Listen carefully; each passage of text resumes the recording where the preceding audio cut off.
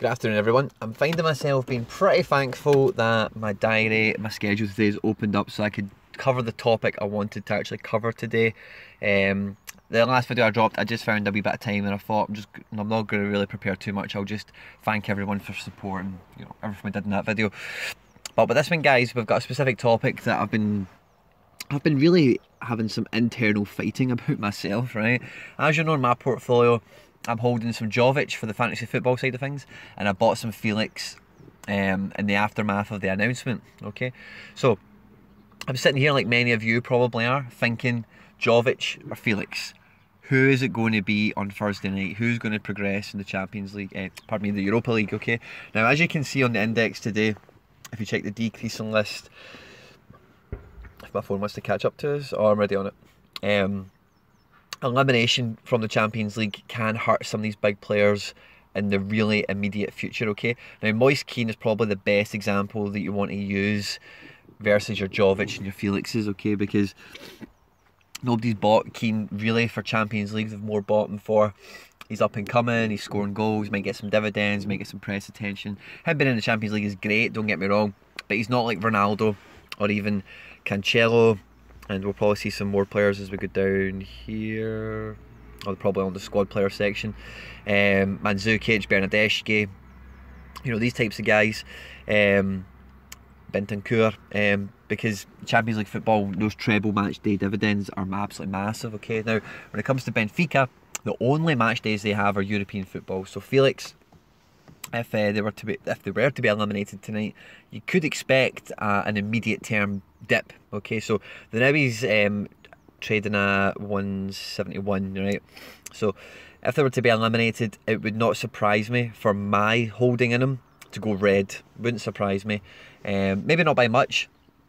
Everyone's main holding in him is going to be summer speculation and transfers and whatever, but there is, the longer he's in European, if he's only playing once every week or once every 2 weeks, but it's always a treble match day in a European game, it's a great opportunity for him to pick up dividends, especially being listed as a midfielder, So I dare say a fair portion of the customer base for Felix right now on the index is going to be incentivised by those matchday dividends and might not want to hang about too much longer if they were to be eliminated tonight, okay? With Luka Jovic, you've not got quite as much of a black and white on him as Felix, because being in the Bundesliga, he's got match days rolling in all the time, and it's much more likely he's going to get a transfer. I think Frankfurt have almost openly said if something 50-60 million come in for him, they'll bank it, they'll take it. So it's really between these. If you're like me and you're in this funny position where you've got both of them, you've got a couple of options. The obvious one is to keep them both, and one will win, one will lose.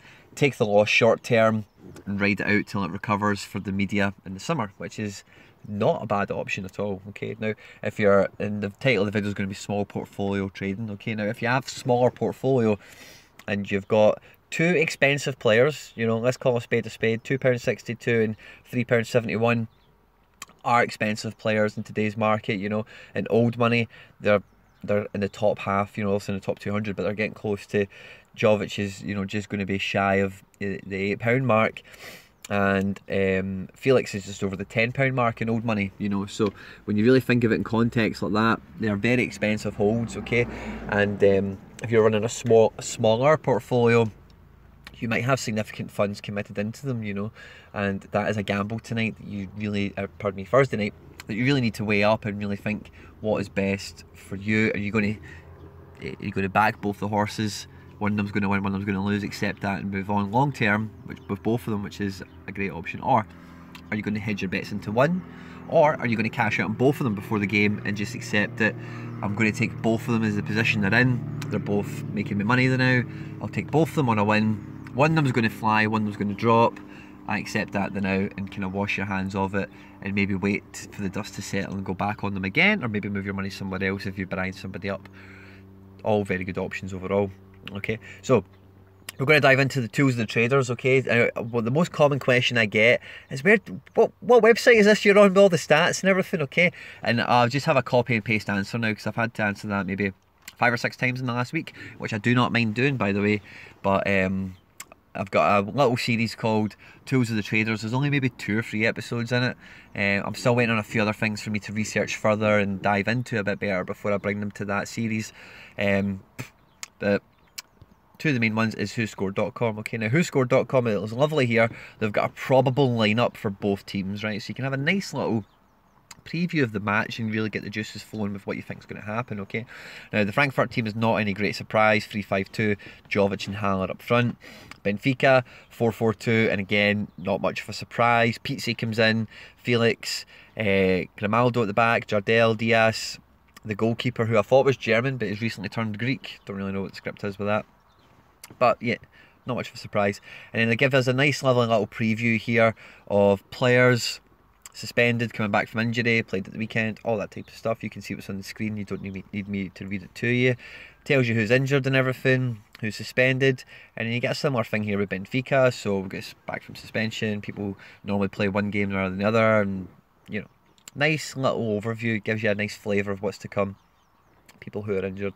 And then they give you a nice wee prediction, and this will be based on the stats they have and all the time and resources that they funnel into whoscored.com. Okay, now whoscored.com, guys, if you're not familiar with them, this is the website that if you do betting, traditional betting on man of the match, most websites use whoscored.com's man of the match as the official man of the match, which means, you know, their data is very, very reputable. And I think it's either an offshoot of Opta, or they have some sort of conjunction with Opta, you know, but they all pretty much sing the same song statistics wise. Okay, so it's a nice little prediction down there. You've probably read it while I've been talking, and it really, you know, gives you something to think about in terms of Frankfurt's performance, what Benfica are likely to do, and you know, that type of thing.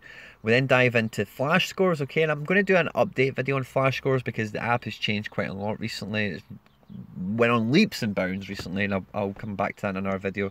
But again, we look at the preview they've got for us, and I'll just put this on the screen. You can read it in your own time as I'm chatting. But it really does show you guys it is a real coin toss. Even though Benfica have scored 4 goals, they're against 10 men for 70 minutes, and Frankfurt are coming into the game now with 2 away goals. German teams, you honestly, just in life, you guys probably have heard me say this before, but you just cannot write off Germans in Europe. You know, they're, you know, it's just madness. You know, Bayern Munich, obviously, the last time I said that was about Bayern and they didn't come through in the end. That happens. Not every team wins every game of football because they're German or whatever. But you can't write them off at this stage. You know, they've had a great season so far. They've got some players on some amazing form. You know, but in Germany at home, 2 away goals in the bag. If they were to keep it tight, get an early goal, anything could happen.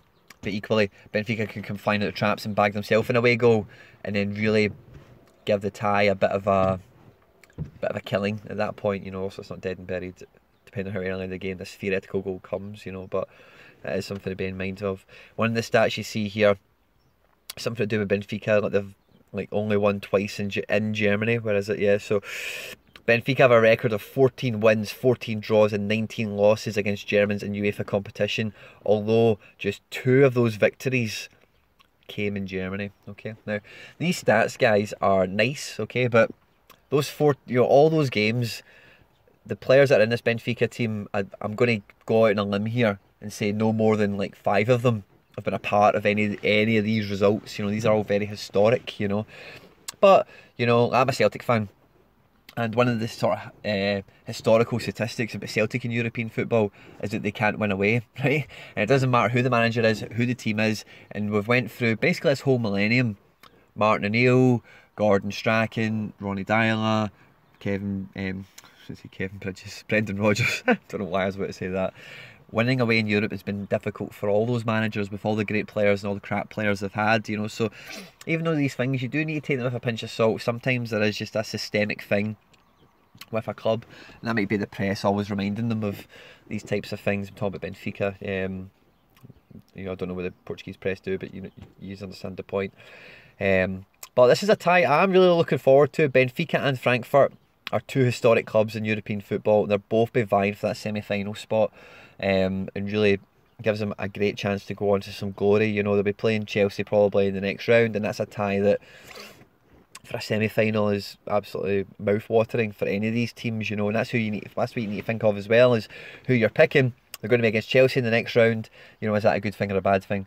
If they do well, it's an amazing thing. Even if they score and Chelsea beat them 2-1 or something like that in the first leg, whoever this team might be, it then just underlines their potential and how valuable they are for a transfer, this kind of thing, you know. So it's something to consider, guys.